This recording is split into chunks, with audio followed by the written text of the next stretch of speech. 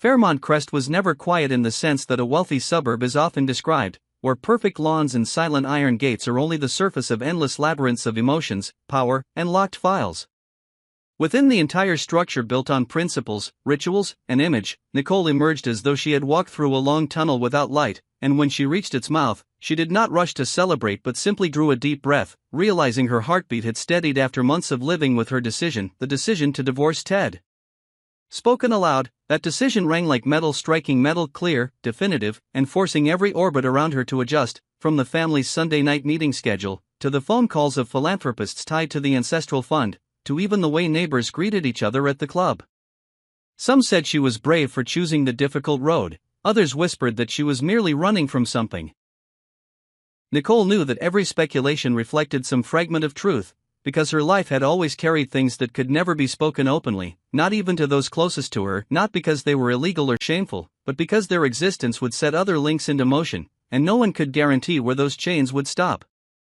So when she asked herself whether the decision came from her heart or from the desire to escape secrets, she accepted a complex answer. The heart longed for freedom from having to accept everything as default, and the secrets longed for cleaner air where they could dissolve like morning mist instead of compressing into invisible pressure.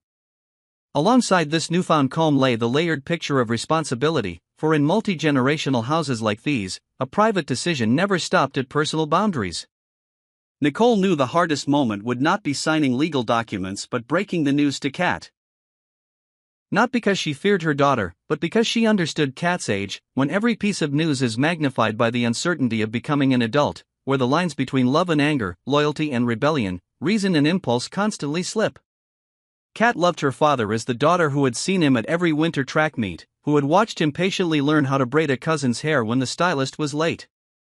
And Kat loved her mother as her anchor, the one who taught her never to overlook anything just because it was difficult, who always rearranged her own schedule to listen to a science presentation. Thus the announcement of separation would feel like placing a multiple-choice question on the table, forcing Kat to darken one circle that neither parent wanted her to choose. What troubled Nicole most was that Kat would not simply be choosing between two people, but unconsciously between two ways of living, the safety of the old and the courage of the new. Nicole pictured Kat's reaction as a sequence of oscillations, first shock, then a mind racing back through memories to find signs she had missed, then the instinctive urge to assign blame as a form of self-defense. At Fairmont Crest, blame always found an easy target, because every gala and every opening was a web of connections, and even an innocuous name like Eva could suddenly become a point of reference, simply because Eva once invited Kat to an exhibition where Carlton appeared, simply because in one cropped photo at the club Nicole happened to be standing beside Carlton under flattering light, simply because best friends sometimes act as mirrors showing truths one would rather hate. Nicole foresaw this and prepared, not by plugging every gap with explanations, but by arranging supports for Kat, meetings with school counselors, rhythmic activities to prevent her days from becoming empty spaces where negative thoughts could echo into noise. The conversation with Kat took place on a damp afternoon after rain, with garden stone paths still blotched with water, softening the sharpness of the word divorce. Nicole avoided lofty words about maturity or adult excuses, instead describing it as a restructuring of the family so that all ties remained intact, only bound together in a different way. Kat reacted exactly as Nicole had predicted, mourning the October family portrait, feeling a vague anger toward dinners that had long turned dull but only now were confronted, and a nameless jealousy of the freedom her mother seemed to be moving toward. When Kat finally located the center of her emotions, she froze at the sense of betrayal, and her mind rushed to assign responsibility. Memories rearranged themselves like pins on a board that could be moved at will. Eva surfaced in her thoughts simply because she once juggled comments about the art show where Carlton stood next to Nicole, simply because random photos can deceive viewers into believing they are fragments of a larger story. Overwhelmed, Kat flirted with extreme options, the extremity of thought born of desperation for escape. Nicole saw it in small signs, longer online hours, thickening notes in a journal, a bedroom door closed too long.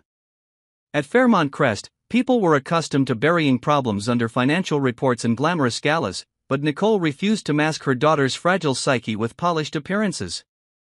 She contacted counselors who had helped other families in the community, encouraged more physical activity, ensured Eva's presence in safe, supervised settings to diffuse suspicion, and carved out unscheduled time to share simple experiences together. She knew there was no instant formula. Only persistence in re-establishing rhythm, only consistent presence to dissipate dangerous thoughts before they condensed into storms. On another horizon of the story stood Carlton, who entered Nicole's life just as she had stepped off her old trajectory without yet charting a new one. Months before, Fairmont Crest had been whispering about him in the way closed communities always whisper about newcomers. He was described as an investor with a history of projects ambitious enough to transform neighborhoods into destinations while still honoring local culture, placing him at a strange intersection of welcome and suspicion. Nicole was not easily swayed by polished facades. She noticed instead how Carlton stepped half a pace back to let others advance on a red carpet, how he spent an entire evening in the logistics area of a charity gala resetting toppled decor. She recognized in him a language of quiet action. Yet that calm allure was framed by complexity, for every tie in this community led back to the past, and Carlton's past bore fractures involving land at the edges of Fairmont Crest, a suspended project halted by election season, a diverted grant that forced a small community to end its training program, familiar names from her family's foundation board appearing in records. Outsiders might call it coincidence, insiders knew it as seams left unstitched. Carlton could approach Nicole with the sincerity of a man tired of masks, but part of him still sought to look directly at the power tables and the names behind them. He did not crave revenge in the classical sense, he wanted truth exposed in a way that could not be twisted. Nicole thus became the focal point of that dilemma, where private affection clashed with the need to bring communal past into the open. Ted stood on the opposite side of emotion. Not as a villain in a classic play, but as a man whose belief in systems would collapse if he let go. He was a man of principle, of checklists and punctual commitments, convinced that everything could be restored if procedures were followed. In the first weeks after Nicole's decision, he launched into every effort, from calling family counselors, staging neutral mediations, to proposing sweeping adjustments he had never considered before. Yet the harder he tried, the more he realized Nicole did not need a collision avoidance plan, but an entirely new structure where she could breathe without permission. When his efforts failed, Ted shifted into the defensive stance of someone torn between holding on and fearing loss of control. He questioned Carlton in the way men do when comparing themselves to rivals, combed through public records and project files, searching for contradictions, shaping a strategy in his mind, a strategy refusing to lose in silence. No one in the house wanted a personal conflict to escalate into a community war, but chains always moved that way when clever people wielded their tools. Ted had law, Carlton had public opinion, Nicole had narrative, and once all tools were on the table, the only question was who had the courage to limit themselves. The community reflected every family movement like a lake reflecting the sky. Each fundraising night, each art preservation press conference carried undercurrents. Mothers compared schools, fathers debated scholarships, donors shifted topics when Nicole entered a room, and silences were shattered by candid photos on social media. Anita juggled schedules at the foundation hall, Vernon retreated deeper into archives, Danny interpreted her sister's story through her own lens of past defiance, Martin sent terse lines from an internship abroad, while Leslie and Eva appeared together beneath the flags as reminders of ties that could not be cut. Amid this, Nicole maintained her inner discipline like a marathon runner. She restructured the home, reshaped daily rhythms to give Kat safe space, arranged Ted's separate apartment nearby to reduce friction in co-parenting, and resisted defining her bond with Carlton, knowing any rash move would shake the structure anew. That pause was not avoidance but strategy, for she could see overlapping paths ahead, one toward transparency requiring endurance, another toward costly exposure if anyone chose to unmask others for momentary victory. The climax arrived late in the season when Kat's school exams coincided with the foundation's audit, squeezing the household. After weeks of coping with reading, running, group projects, Kat broke. One day all sounds grew too loud, as if the house, the gates, the maple-lined streets demanded an answer. She left class early and walked to the old guardhouse at the neighborhood's edge, once a children's hideout, long abandoned by adults. It was not self-harm but a search for a space without echoes to reorder thoughts. Yet in a gossip-driven suburb, a girl missing for hours sparked worst fears. When Eva found Kat sitting on the steps, hugging her knees, staring at moss as if it were a map, the storm had already half dissolved. No words were recorded, but what followed felt ritualistic, a friend's hand on her shoulder, a mother arriving late by 2 beats for answering a foundation call, a father later still for replying to staff messages, all 3 adults learning to stand still, to leave space for Kat to regulate her own breath. From that day, Kat's scheduled sessions ceased to feel like controls and became natural parts of life. Counselor meetings became accompaniment, and Kat began rewriting her story in a sequence not dictated by impulse. Meanwhile, the threads Ted collected wove into a narrative. Exposed carefully, it could not only blur Carlton's past but also force the community to confront choices it had endorsed. Ted stood on a knife edge between defending honor and endangering others. Yet as a man trained to trust systems given the right information, he could not resist the pull of numbers, ledgers, meeting minutes. Carlton was not passive, he recognized the trap when familiar faces recurred with suspicious frequency. His counterstrike was calm, pushing an investigative feature about a suspended preservation project to the press, where anonymous voices spoke of windowless rooms, conditional generosity, and good intentions suffocated by clauses. Nicole refused to serve as spokesman for either side. She returned to her family's principle: legacy cannot stand on shadow. She wrote a report to the foundation board not about who was guilty or innocent, but bluntly admitting outdated structures that required dismantling. Carlton's name did not appear as target, Ted's as victor or loser.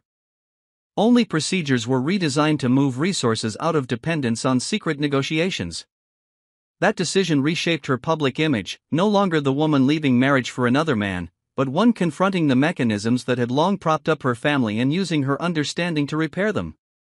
When dust settled on the surface, subterranean tremors persisted, for none of the main players could return to their starting points. Ted learned the limits of control, that some things cannot be saved by organization alone. He shifted his focus from winning back to building anew, not pursuing Nicole possessively but working to become a reliable half in co-parenting. It did not ease his pain, but it stopped pain from demanding destructive action.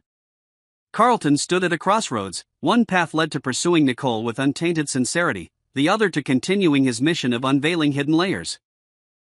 He paused at the intersection, accepting that sometimes the heart must follow principle to create a durable foundation. He kept his distance while proposing transparent collaborations with the foundation, turning unnamed emotions into concrete labor. Nicole chose not to label her bond with Carlton for a time, not out of fear of gossip, but respect for her children's healing and her own restructuring. She built a walkway between houses so exchanges would not become legalistic rituals. She redirected her energy from marital balancing to rewriting scholarship rules, eliminating invisible barriers for families at the margins, and began taking calls she once refused: young mothers seeking stories different from glossy magazine templates. Kat, having slipped from orbit and returned, developed a new ability to see process in every outcome. She realized no adult decision arrives overnight, all are accumulations of many days. She stopped blaming Eva reflexively, stopped treating snapshots as truth, and learned to let feelings pass like water through a narrow bend, neither damming nor rushing them. She joined a local heritage study project at the regional museum, handling objects bearing histories that could not be hurried. There she found more accurate language for her family's change, not collapse, but redesign. Her bond with Ted was rebuilt not with gifts or trips but with morning jogs, lamp repairs, and small shared tasks of trust. Her bond with Nicole grew through cooking sessions and refrigerator charts thick with plans that did not suffocate but reflected a desire to share. Fairmont Crest returned to daily rhythm as places accustomed to upheaval do, but keen eyes noticed quiet change in the community's interface. Club bulletin boards now displayed governance topics, not only fundraising drives. Open sessions were held regularly instead of by invitation. New speakers appeared beyond the old family names. Paths around the lake bore plaques explaining ecosystems, as though to teach children that everything has layers. In the main house, Anita rehung old photos in new order, Vernon moved archives into storage to prevent weaponization, Danny visited more often, Martin promised an earlier return. One night, beneath gate lights stretching across brick, Nicole stood alone, peaceful, not because everything was resolved, but because she knew she stood in the right place, between past and future, private and public, conflicting choices that could in fact complement each other if placed in the right design. Elsewhere, in a car beneath trees on an unnamed side road, Carlton sat watching his watch, not waiting for someone but for himself to decide. On the passenger seat lay a closed file, its swollen edge hinting at new documents.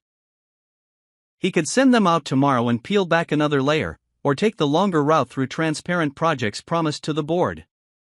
He knew every choice carried a price, and he began learning how to pay in the right order. In his new apartment, Ted placed the family photo on the shelf, not turned to the wall, not at the center, but at eye level by the door, a reminder that some things cannot be fixed by looking away, nor kept by holding too tightly. Their story had not ended, for tomorrow would bring news reports, fundraising seasons, school council votes, old friends reaching out. Yet tomorrow would also bring simple things: a new pastry at breakfast, cat's laughter when the cat chased sunlight, the evening breeze carrying fresh grass by the lake. At Fairmont Crest, through each cycle of scandal and calm, people saw one truth: the iron gate could close to keep things out, but real change always happened inside, where each person adjusted their map to the curves life drew. And the way Nicole moved forward, the way Kat stood firm, the way Ted shifted his focus, the way Carlton postponed revenge in favor of transparency, all shaped a new form of family, not perfect by old standards but resilient by the standards of those who dared to live honestly.